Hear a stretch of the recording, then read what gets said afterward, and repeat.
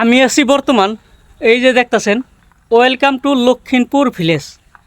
তো এখানে তো এটাই আহেরে বহুতই ভাল লাগলো। আঙ্গরন্তি গিয়া প্রায় 40 কিলোমিটার দূরে আইছি। তা আহেরে একটা বস্তু দেখলাম, এই যে আমার পিছনে যে দেখতেছেন একটা পুকুরি, বহুত বড় পুকুরি, হয়তো বা কত বিঘা আমি গম পাইতেছি না কত বিঘা হব। তো যাই না হোক, পুকুরিটা আপনাদের হয়তো বা দেখাবার পাইতেছি না, বহুত বড়। আপনারা একবার ফিল করেন না, দেখেন না কত বড়, বহুত বড়। তো হয়তো বা আপনার ঘরে ভালো মতন দেখাবার পেলাম না।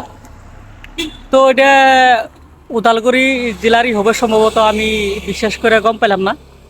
তো যাই না হোক, পুকুরিটা সবাই একবার দেখবার জন্য আবান। ঐতিহাসিক লক্ষিণপুর গাঁৱলৈ আদৰিছোঁ, মানে বহুত ভাল লাগলো। বহুত সুন্দর একটা লেখা, এই যে দেখতেছুন, এই যে বহুত সুন্দর একটা লেখা লিখে দিছে। তো বহুতই ভাল লাগলো, তাই আপনাদের মাঝে তুলে ধরলাম।